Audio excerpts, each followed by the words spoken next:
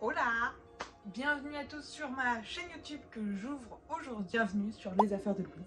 Ça fait vraiment quelques mois que j'hésite à me lancer sur YouTube parce que l'aspect montage me fait très peur. Donc au moment où je filme ces vidéos, je ne sais pas encore à quel point j'ai douillé ou non pour faire du montage. Mais si vous le voyez déjà, c'est qu'il y a eu déjà une marge de progression à ce niveau-là. Ça fait 2 ans que je me suis lancée sur Bookstagram, donc Instagram mais en parlant de livres, sous le nom Les Affaires de Louise. Le jour où je tourne cette vidéo, ça fait littéralement 2 ans que je me suis lancée. Je me suis dit, allez, on marque le coup, on filme également sa première vidéo le jour des 2 ans. Je me suis dit que pour commencer cette aventure, on pouvait partir sur un book haul, comme ça va vous donner une idée de ce que je lis. Donc je vais vous parler de tous les livres que j'ai eus au mois de septembre. Je vais répartir ça un peu en différentes catégories. D'abord les SP et cadeaux, ensuite les livres en VF, les livres en VO, parce que je lis un peu en anglais, et les livres que j'aime bien dire ne s'ajoutent pas à ma pile à lire. Voilà. Bon, bah c'est parti. Trop bizarre de faire ça. Ok. Donc on va commencer par les livres que j'ai eu en cadeau ou en SP. Le premier c'est The Prison Healer de Lynette Noni, publié chez Hachette. Donc c'est un roman que j'ai pu gagner grâce à la maison d'édition qui organise tous les dimanches le dimanche des clics, où ils sélectionnent des photos et les gens votent pour la photo qu'ils préfèrent. Et bon, j'ai eu de la chance, c'est ma photo qui a été choisie.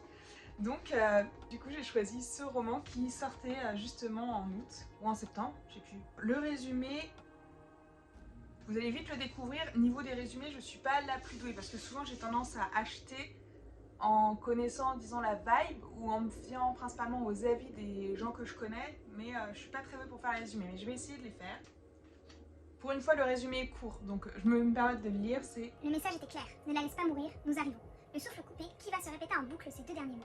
Nous arrivons, nous arrivons, nous arrivons. Ce n'était plus une vague promesse, mais une annonce imminente. Sa famille arrivait. Après de si longues années, elle arrivait. Pour Kiva, mais aussi pour Tilda. Pour la reine rebelle, pour la libérer enfin. C'est un roman où j'ai déjà vu des retours excessivement positifs, et tome 2, je pense qu'ils vont pas trop tarder à le sortir, donc j'ai trop hâte de m'y lancer. Ça va être trop chouette et il est trop beau. On continue dans les cadeaux avec Roi de Cendres. Donc Roi de Cendres, c'est un roman que j'ai eu lors d'un swap qui était organisé sur Instagram par 2 bookstas que je suis, donc par Mochabook, c'est la compte des livres. Et moi, c'est Pauline qui m'a eu dans le swap et elle m'a offert un livre de ma wishlist qui est Roi de Cendres. C'est un roman qui a un style incroyable, je suis trop fan. Et pourquoi est-ce que je l'ai ajouté? Pas non plus pour son résumé parce que du coup vous allez apprendre que je n'achète pas pour les résumés, mais c'est ma copine Juliette, donc Fleur de Sureau sur Instagram. Je mettrai tous les liens en barre d'infos. C'est un des romans dont elle a beaucoup parlé en disant mais vraiment il n'est pas assez connu et pourtant il est incroyable. Donc ça m'a vraiment donné envie de le découvrir et de l'ajouter à ma wishlist. Donc il est publié celui-ci chez Milan dans la collection Page Turner et c'est écrit par Ancrum. Ça dit, Auguste et Jack n'ont jamais fait partie du même monde. Auguste est discret alors que Jack est la star du lycée. Pourtant, tous deux partagent bien des secrets, à commencer par leur amitié qui remonte à l'enfance. Quand Jack semble envahi par des hallucinations inquiétantes, c'est le monde d'Auguste qui s'effondre. Il réagit alors de la seule façon qui lui semble envisageable, en plongeant dans la folie de Jack. Vraiment, j'adore le travail éditorial qui a été réalisé sur le roman, ça a l'air trop bien. Et vu que c'est un coup de cœur de Juliette, j'ai qu'une seule envie, c'est de me lancer. Et j'ai vu vraiment de très bons retours côté anglophone, donc c'est parti. Au niveau SP, j'en ai reçu 2. J'en ai reçu un de la part de Page Turner, dont je suis partenaire cette année, et c'est Riposte, qui est publié plus spécifiquement dans la maison d'édition Bayard. Donc ici, c'est un roman en vers libre, que d'ailleurs j'ai lu cette semaine. C'est un roman aussi qui est traduit par Clémentine Beauvais, donc une autrice qui est très connue. Ce roman qui a été traduit par elle m'a donné envie de découvrir ses romans à elle.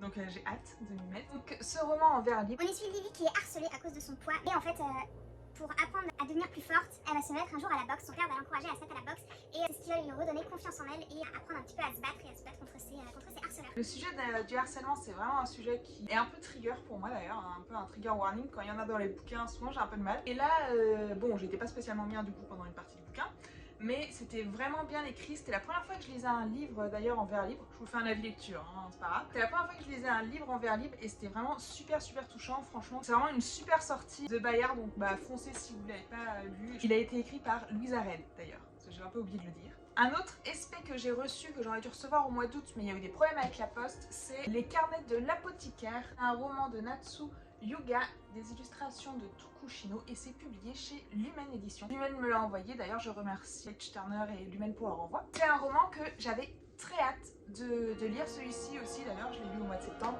J'avais très hâte de lire parce que en fait le roman est à l'origine des mangas du même nom. Je sais pas si vous connaissez Les Carnets de l'Apothicaire, c'est un manga qui est plutôt populaire sur Bookstar et également sur Booktube.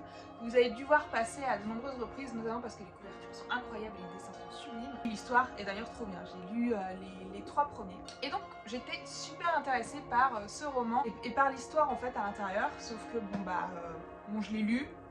J'ai été un petit peu déçue, j'ai trouvé ça un peu long, que ça manquait de rythme, et donc je pense que je ne lirai pas la suite sous forme de roman, mais que je continuerai en tout cas sous la forme d'un manga.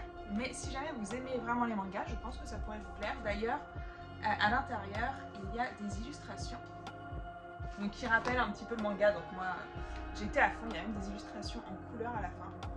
Donc voilà, donc ça c'était les 4 SP cadeaux et le reste, je l'ai acheté. On va maintenant passer aux livres que j'ai achetés en français. Et il y en a aussi pas mal que j'ai encore une fois lu. On va commencer par le tome 3 de La Porte du Roi. C'est un roman auto-édité, trilogie mais auto-édité, qui vient de sortir du coup son 3e tome le 12 septembre dernier. Une saga assez particulière, donc elle est écrite par Lisa Schneider. L'autrice m'avait contactée pour lire le tome 1 il y a un an. Elle m'avait contactée parce qu'elle le sortait en livre audio et donc je m'étais laissé tenter et j'avais tout simplement adoré. Genre ça avait été un coup de cœur, ça va été un 5 étoiles. Et en février, si je me trompe pas, le tome 2 est sorti, je l'ai lu, pareil, 5 sur 5. Et donc forcément, comme le tome 3 est sorti, je l'ai précommandé, j'ai eu ma petite dédicace. Trop contente. Et bon, je l'ai déjà lu, j'ai adoré. Dans ce roman, on suit Essan. Essan est une esclave qui travaille à la porte du roi. À la suite d'un événement, elle va être assignée auprès du prince. Il va s'en suivre un rapprochement, ils vont devenir amis. Et en fait, Essan, même si elle est esclave, qu'elle est jeune et notamment aussi naïve, comme on le remarque pas mal pendant les tomes, elle a quand même des convictions et elle a envie de se battre et de se venger de nombreuses choses. Est-ce que sa place de servante auprès du prince va l'aider là-dessus? C'est vraiment un roman incroyable. En fait, le truc déjà que j'adore dans ces bouquins, c'est qu'à l'entrée de chaque chapitre, il y a comme des petits textes qui étaient comme tirés en fait d'encyclopédie qui permet en fait de rajouter du réalisme à cette histoire alors que la fantaisie historique. Donc ça permet en fait de rajouter de la profondeur à l'univers et les personnages sont incroyables. L'évolution des personnages est incroyable. Vraiment ce tome 3 il est incroyable. Est-ce que j'ai dit que cette saga était incroyable? Vraiment incroyable. Donc j'ai acheté ce tome 3, je suis trop heureuse de l'avoir acheté, c'était trop génial. On continue sur les auto-édités et cette fois j'ai lu Kezia qui est écrit par Maddy Plume. Maddy Plume, j'ai déjà lu l'un de ses romans qui est La Rose de l'Espoir, il me semble, que j'avais reçu en SP. C'était une bonne lecture et à l'époque elle m'avait dit qu'elle était en train d'écrire une fantaisie, donc je lui avais dit non mais clairement en fait quand tu vas sortir ta fantaisie j'aurais très envie de la lire. Lorsqu'elle a annoncé les précommandes, j'ai précommandé le roman. J'ai encore une dédicace parce que j'aime bien les précommander pour avoir mes petites dédicaces. Ici aussi je l'ai lu parce qu'au mois de septembre, plein de challenge. Là je suis en plein de challenge pendant le mois d'octobre également. Et donc je lis beaucoup de livres, donc ceux-là vu qu'ils me faisaient trop envie, je les ai rapidement calés dans quelques petites catégories. Ici on suit Kezia qui est une princesse. Elle a réchappé à un massacre et elle a été emmenée au loin dans la campagne. Elle a été élevée comme ça, elle a même changé de nom. Et c'est dans un royaume où la censure est active, où il n'y a pas le droit de lire des livres. Donc elle vit une vie à peu près normale malgré son passé et un jour elle va être surprise en train de lire un livre qui est d'ailleurs dans une langue que seuls les membres de la famille royale lisaient et donc elle va être embarquée par un soldat pour être amenée à la capitale. C'est notamment un Enemies to Lovers et c'est un premier tome que j'ai du coup lu et tout simplement adoré. Je l'ai dévoré en moins de 24 heures. Je lui ai mis la note d'ailleurs de 4,5 parce que ça se lisait hyper bien et qu'en fait je n'ai qu'une hâte, c'est de connaître la suite. Vraiment j'ai eu un mois de septembre incroyable en termes de lecture. Entre là, La Porte du Roi et Kezia, c'est incroyable. J'ai ensuite craqué sur Vinted pour une bricasse. C'est une brique qui est Entre chien et loup de Mallory Blackman, publié chez Milan dans cette édition. Donc là c'est une intégrale des 3 premiers tomes et donc ça fait plus 1650 pages et ça pèse son poids. Pourquoi est-ce que je l'ai acheté? En fait j'ai eu cette saga au lycée et j'en garde un excellent souvenir et Peck Turner a annoncé la sortie du 6e tome. Donc je me suis dit que ça allait être l'occasion un peu de relire et vu que j'ai pas les livres avec moi, je me suis dit allez hop c'est parti on se lance. Je vais les relire à travers cette intégrale énorme. J'ai trop hâte. Le résumé je le trouve bien donc je vais vous le lire ici. C'est imaginer un monde où tout est noir ou blanc. Où ce qui est noir est riche, puissant et dominant, où ce qui est blanc est pauvre, opprimé et méprisé. Un monde où les communautés s'affrontent à coups de lois racistes et de bombes. C'est un monde où Kaloum et ses filles n'ont pas le droit de s'aimer, car elle est noire et fille de ministre, et lui blanc et fils d'un rebelle clandestin. Et s'il changeait le monde? Et vraiment j'ai des souvenirs de cette saga.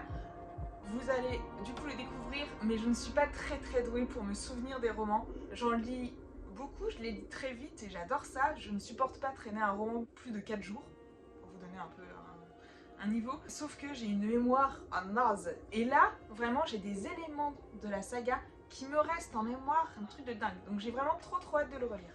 J'ai ensuite fait une précommande, encore une fois, vraiment en septembre, c'était énormément de sorties. Maintenant, actuellement, je n'achète plus autant de romans, mais alors là, j'en avais beaucoup trop. Et donc, j'ai précommandé Dark Rise de C.S. Paca, qui est publié ici chez Big Bang, qui est dans une édition que j'aime trop. Oui, moi aussi, je fais partie de ceux qui adorent les belles éditions. Donc, sa tranche est colorée avec un jaspage et c'est du hardback. Et bon, le travail éditorial, vraiment, je suis trop fan. C.S. Paca, je l'ai découvert au mois d'août en lisant Prince Captif et c'était tellement bien. Le premier tome, j'étais un peu bon, voilà. Mais le tome 2 et le tome 3, mon dieu, mais j'ai terminé cette saga en me disant, mais c'était incroyable. Du coup, forcément, quand j'ai entendu parler de la précommande, je me suis dit, bah en fait, j'ai pas le choix, je vais me lancer. Même si je sais que c'est bien différent. Ici, on est sur du young adulte, alors que Prince Captif est un roman adulte. Je ne connais pas le résumé, donc je vais vous le lire. C'est une nouvelle ère de ténèbres s'annonce. L'ancien monde n'est plus, ses héros sont morts, ses châteaux en ruine, et la bataille épique entre l'ombre et la lumière a sombré dans l'oubli. Les Stewards s'en souviennent et veillent, siècle après siècle, pour protéger l'humanité du retour du roi obscur. À Londres, Will est en fuite, pourchassé par les hommes qui ont tué sa mère. Lorsque Violet lui sauve la vie, tous deux se retrouvent plongés dans le monde de légende et de magie des Stewards. Lorsqu'ils s'entraînent à leur côté, c'est dans le camp opposé que risque de se retrouver Catherine, fille de bonne famille, désargentée. Car l'ombre avance ses pions, dont le plus dangereux est le vénéneux James, qui fut étroitement lié au roi obscur. Peu à peu, les anciennes alliances se reforment ou sont appelées à être brisées. Dans cette guerre qui menace leur monde, les descendants des combattants des deux camps n'ont d'autre choix que de jouer leur rôle, à moins que tout destin puisse être défié. J'ai trop hâte. En vrai, j'ai vraiment hâte. Je pense que ça va être une trop bonne lecture. J'ai déjà vu des avis très élogieux. On va passer maintenant au roman que j'ai acheté en anglais. Le premier, c'est Love on the Brain de Ali Hazelwood. C'est un roman que j'avais très hâte, que j'ai acheté dès sa sortie, car c'est l'autrice de The Life Hypothesis. Donc il faut savoir que The Life Hypothesis, qui est d'ailleurs sorti en français chez Hauteville, est ma romance préférée. J'ai vraiment eu un coup de cœur pour cette romance, j'y repense tout le temps. J'adore vraiment Olivia Adam. Donc j'avais qu'une seule hâte, lire Love on the Brain, qui est un peu dans le même style scientifique, romance scientifique. Donc j'avais qu'une seule hâte, c'est de la lire. Je suis Bee qui travaille à la NASA et qui tient également un compte Twitter, What would Marie Curie do? Que ferait Marie Curie? Elle a un projet de neuroengineering et en gros c'est un peu son rêve qui devient réalité, donc elle s'y donne à fond, sauf qu'elle commence à manquer d'équipement, il n'y en a pas qui arrivent. Sauf que le problème c'est qu'elle va devoir faire équipe avec Levi, un mec qu'elle ne peut pas saquer. Et voici un petit peu le début de cette histoire. Donc c'est un Enemies to Lovers.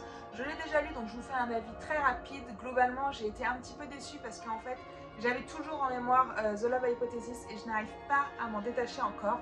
Ça fait que je comparais continuellement et que je n'ai pas pu profiter en fait à sa juste valeur de cette romance. Donc c'est dommage, même si ça reste un très bon roman, ça dépasse pas The Love Hypothesis pour moi. J'ai ensuite fait un achat sur un coup de tête totalement débile qui est The Ballad of Never After de Stephanie Garber. Donc pourquoi complètement débile? Parce que en fait c'est le tome 2 d'un spin-off dont je n'ai toujours pas terminé la saga principale. Donc la saga principale, c'est sûrement une saga que vous connaissez, c'est Caraval, qui a été traduit en français. Et donc ici, c'est le tome 2, donc le premier tome s'appelait Once Upon a Broken Heart. Du coup, je n'ai pas lu, vu que je n'ai lu que le premier tome de Caraval. Mais ces éditions ont quelque chose de spécial. Je me suis battue pour trouver une édition spéciale de Once Upon a Broken Heart. En fait, les premières éditions de ces romans ont une gravure sur le hardback. Et donc, j'ai obtenu la gravure du renard, si vous connaissez. Et pour celui-ci, j'en voulais absolument une. Donc, je suis allée dans une librairie anglaise à Paris. Et j'en ai pris un qui était, donc là c'est le blason. Donc c'est clairement un achat pas du tout raisonnable, étant donné que si ça se trouve, la suite de cette saga ne me plaira pas. Mais j'ai une âme de collectionneuse et je ne pouvais pas passer à côté, donc je l'ai pris. Donc je vous ferai pas le résumé de ce roman, tout simplement pour pas me spoiler ni vous spoiler. Je vais simplement vous parler un peu de l'ambiance de Caraval. Qui est une ambiance un peu comme une sorte de cirque où il y a plein de mystères, où on se demande si c'est de la magie ou de la manipulation. Vraiment le tome 1 était vraiment super. Faudrait vraiment que je lise le tome 2 hein, mais j'ai 150 livres dans ma palle, littéralement 150. Et je dois mettre des priorités, hélas, et j'ai toujours pas mis la priorité sur Caraval. J'ai ensuite 3 romans qui proviennent de Box Livresse. Donc je suis pour ma part abonnée à la Fairy Loot Young Adulte et 2 romans, vu que je suis revenue de vacances début septembre, il y avait j'ai reçu 2 Fairy Loot durant le mois. Donc le premier c'est la Fairy Loot du mois de août qui est Violet Maids of Jones de Gina Chen. Il est trop beau avec un jaspage, de toute façon les éditions Fairy Loot sont toujours incroyables. Hop. Je lis rarement les résumés des Fairy Loot, enfin même des résumés des romans en anglais, souvent je ne lis pas trop, je me fie plus aux avis qui eux vous faire des résumés et je me fie surtout aux premières phrases où là C'est Violet is a prophet and a liar, donc Violette est une prêtresse et une menteuse. Et elle influence la cour royale en donnant des prédictions pas toujours correctes. Donc moi, sincèrement, c'est tout ce qu'il me faut. Du coup, j'ai lu ça, je me suis dit, ah, ça a l'air cool. Et c'est pour ça que je l'ai gardé et surtout, il est vraiment incroyablement beau. Un autre livre que j'ai acheté sans connaître le résumé. Donc celui-ci, c'est une édition spéciale Illumicrate, sauf que je ne suis pas abonnée à la Illumicrate, donc je l'ai acheté sur Vinted. Il s'agit de Babel de R.F. Kuang, qui est l'autrice notamment de The Poppy War, que je n'ai pas lu, mais dont j'entends énormément de bons avis. Je ne sais pas encore si je vais un jour sauter le pas. J'ai toujours un peu de mal quand il n'y a pas forcément de romance et je verrai, surtout j'ai pas trop envie de me le tenter en VO. Et donc là, Babel, j'ai commencé un peu à le voir partout et comme souvent, ça me montait à la tête et j'ai eu envie de me l'acheter. J'ai choisi l'édition Illumicrate, même si j'ai beaucoup hésité avec la Fairyloot adulte, que je la trouve incroyable. Donc elle est dans un coffret comme ça. Hop. Donc c'est vraiment trop beau. Tout ce que je sais de ce roman, c'est que c'est en mode Dark Academia et c'est tout ce que je veux savoir. J'ai hâte. De toute façon, j'ai un club de lecture VO avec Juliette sur Discord. Si jamais vous voulez nous rejoindre, j'essaierai de mettre le lien dans la description. C'est notamment un des livres qui va être lu durant octobre, donc j'attends avec impatience les avis. Le dernier livre qui s'ajoute à ma palle, c'est encore un livre Fairyloot. Celui-ci, c'est de la Fairyloot de septembre. Il s'agit de Belladonna de Adaline Grace, qui est encore une fois très beau. Déjà je pars avec un mauvais a priori parce que Adaline Grace c'est celle qui a écrit notamment Le Trône des Sept Îles qui est sorti chez De Saxus mais que moi j'ai lu en anglais, que j'ai d'ailleurs abandonné du coup en anglais, donc ça vous donne un peu une idée de pourquoi est-ce que j'ai peur. J'ai pas du tout accroché au premier tome, au personnage principal Amoura, la mayonnaise, vraiment c'est pas passé. J'ai un peu peur mais ce livre est très hype, il va y avoir beaucoup de bons retours donc je pense que je vais me laisser tenter. Et que comme d'habitude en fait j'attends que les LC du club de lecture se passent pour un peu avoir les avis pour me décider si oui ou non je garde le roman. Celui-ci c'est marqué Your name is no cursed little bird, just like the taste of it. Donc ce qui veut dire donc ton nom n'est pas maudit, petit oiseau, j'aime juste le goût qu'il a. Depuis le temps que Signafaro a été en vie, les gens de sa vie sont tombés comme les étoiles. Donc globalement, ça veut dire que tout le monde crève autour d'elle. Donc je trouve que c'est un scénario plutôt sympa. Donc voilà, donc ça c'est les romans qui s'ajoutent à ma palle. Et j'ai reçu des romans, des précommandes encore que j'avais faites. Vraiment normalement mes book hauls ils sont pas aussi longs. Vraiment en ce moment je deviens raisonnable, j'achète pas plus de 5 livres par mois. Mais là, bon bah le mois de septembre fait une catastrophe. Les premiers romans que j'ai réceptionnés c'est la trilogie Shatter Me que j'ai reçue dans les éditions Fairyloot que j'ai précommandé. Donc ils ont sorti un set. Et je suis trop heureuse. Donc Shatter Me qui ont été traduits sous le nom Insaisissable et que moi j'ai lu en VO. Ils sont d'ailleurs très accessibles en langue anglaise si jamais vous voulez vous lancer. Ça passe tout seul. Donc ici j'ai les 3 premiers tomes donc avec les différents personnages et je les aime beaucoup trop. Elles sont incroyables. Donc moi j'ai choisi de mettre le côté de la jaquette avec le fan art, mais il y a également le côté un peu plus traditionnel avec la couverture anglaise mais d'un côté métallisé. Et le sous-jaquette est comme ça. Shatter Me, c'est l'histoire de Juliette qui ne peut toucher personne car si elle touche quelqu'un, bah il meurt. Donc elle est enfermée dans une cellule depuis des centaines de jours. C'est son histoire, je vais pas en dire plus. J'ai pas envie de spoiler quoi que ce soit, mais sachez en tout cas que c'est une trilogie. Moi j'ai lu pour l'instant que les 3 premiers, je n'ai pas encore lu le tome 4, 5, 6. Et c'est considéré comme 2 trilogies distinctes. Donc j'ai adoré les 3 premiers tomes et j'ai très hâte de lire la suite. En livre que j'appelle de collection, j'ai tout d'abord reçu The Art of Tangled. Donc c'est un roman sur Réponse, car je suis également fan de Disney. Donc ça c'est un livre que m'a offert Pauline, donc elle m'avait également offert Roi de Cendre comme au début de la vidéo, et elle m'a également offert celui-ci. Donc c'est un superbe livre sur Réponse et qui décrit en fait toutes les phases qu'il y a eu, donc tous les dessins de chaque personnage. Et en fait le livre est juste incroyablement beau. Donc j'aime trop, ça c'est clairement un livre à feuilleter, hein, mais je suis beaucoup trop fan, je l'aime beaucoup trop, c'est incroyable, voilà, j'aime trop. J'ai ensuite fait un petit craquage sur Vinted, je me suis acheté le tome 1 et le tome 3 de Harry Potter sur leur version illustrée. Il faut savoir que j'ai pas mal de versions de Harry Potter, je les ai sous format Minalima, donc je les achète au fur et à mesure. Je les ai également en VO, en VF. Je les avais pas sous cette version là et j'ai toujours voulu un peu les avoir pour pouvoir observer vraiment les très belles illustrations. Bon là c'était Nick qui avait plus de tête donc c'était pas forcément la meilleure illustration. Ouh, bon ça reste sur Draco. Donc j'avais vraiment très envie de me les procurer, mais je les trouve excessivement chers et je n'ai pas spécialement envie de mettre, enfin en tout cas de sauter le pas pour mettre de l'argent là-dedans. Donc je suis envoyée un petit peu Vinted et j'ai trouvé le tome 1 et le tome 3 sous blister, donc en parfait état pour une vingtaine d'euros. Donc trop contente, ils sont incroyablement beaux. Et voilà, on a fait le tour, donc c'est une vidéo je pense qui doit être peut-être un peu longue, ça va dépendre du temps de montage. Là je vois que j'en suis déjà à 34 minutes, donc j'espère que je vais réussir à faire tenir ça en 20. J'espère que cette vidéo vous a plu. La luminosité baisse au fur et à mesure parce que forcément quand on filme à 19h, il commence à faire nuit. J'espère que la qualité de la vidéo était bien, que le micro est pas trop désagréable et que cette vidéo vous plaît. N'hésitez pas à me donner des conseils et à échanger. En tout cas, je suis ravie de débuter cette aventure Booktube. Je ne sais pas quand est-ce que je vais être régulière parce que filmer une vidéo et la monter prend tout de même du temps.